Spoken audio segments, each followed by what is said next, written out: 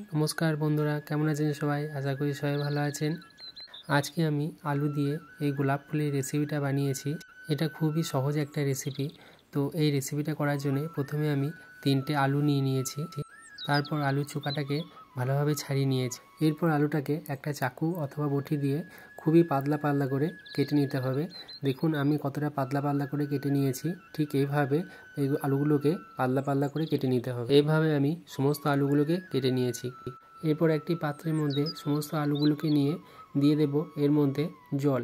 জলটা এমনভাবে দেব যাতে সমস্ত আলুগুলো জলের মধ্যে ডুবে থাকে।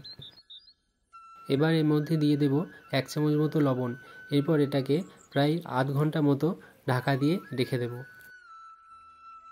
এবার আমি একটা বাটি নিয়ে নিয়েছি। এই বাটিতে নিয়ে নেব 5 চামচ মতো টমেটো সস।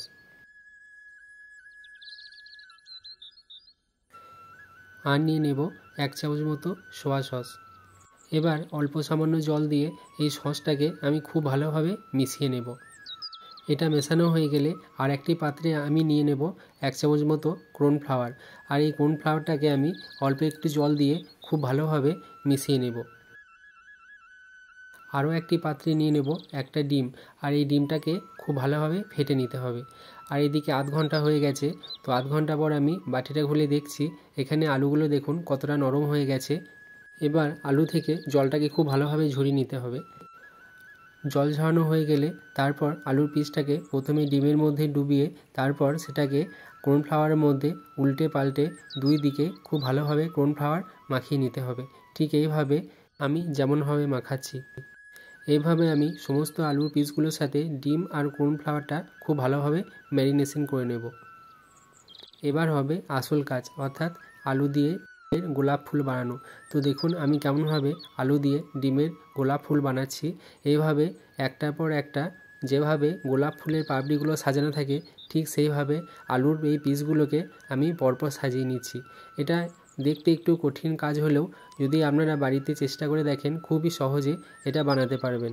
আর এটা খুবই দেখতে সুন্দরও হয়, তার সাথে বানানোও খুবই সহজ। তো দেখতে পাচ্ছেন এইভাবে একটার পর একটা আলুর পিসগুলোকে সাজিয়ে আমি কত সুন্দর একটা গোলাপ ফুল বানিয়ে নিলাম। এবার আমি একটা টুথপিক নিয়ে নিয়েছি। এবার এটাকে একদম ভালোভাবে গুজে দিতে হবে যাতে এই ফুলটা খুলে না যায়। তো দেখতে পাচ্ছেন কেমনভাবে আমি টুথপিকটা গুজে দিয়েছি। ঠিক এইভাবে অন্য একটি টুথপিকও একইভাবে গুজে দেব। আর আপনারা অবশ্যই এক্ষেত্রে কাঠের টুথপিক ব্যবহার করবেন। এবার আমি আলুর এই পিসগুলোকে হালকা করে খানিক ছড়িয়ে দেব।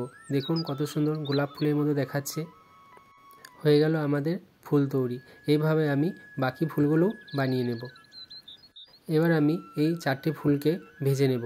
তো তার জন্য আমি একটা কড়াইয়ে নিয়ে নেব সাদা তেল। তেলটা যখন গরম হয়ে আসবে তখন একটা একটা করে আমি এই ফুলগুলোকে তেলের মধ্যে দিয়ে দেব। আর অবশ্যই আপনারা এই ফুলগুলোকে হালকা আঁচের মধ্যে ভেজে নেবেন। ঠিক আমি যেমনভাবে ভেজে নিচ্ছি হাতা নিয়ে গরম তেলটাকে ফুলের ওপরে ছড়িয়ে দেবেন। এইভাবে যখন ফুলগুলো হালকা লাল হয়ে আসবে তখন বুঝবেন ফুলটা ভাজা হয়ে গেছে। ফুলটাকে বেশি ভাজবেন না, বেশি ভাজলে ফুলটা কালো হয়ে যাবে, তার সাথে খেতে তেতো হয়ে যাবে। এরপর আমি ফুলটাকে তুলে নিয়ে একটা পাত্রের মধ্যে রেখে দেব।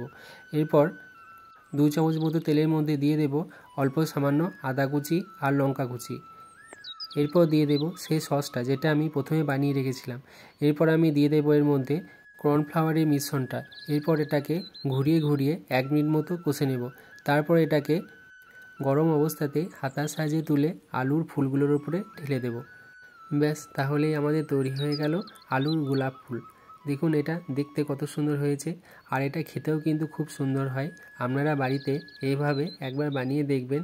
আর আমার রেসিপি আপনাদের কেমন লাগলো অবশ্যই কমেন্ট করে জানাবেন। আর আমার চ্যানেলটিকে অবশ্যই সাবস্ক্রাইব করে দেবেন। আর সবার শেষে আপনাদের দেখিয়ে খেয়েও নিলাম, তার জন্য আমি দুঃখিত।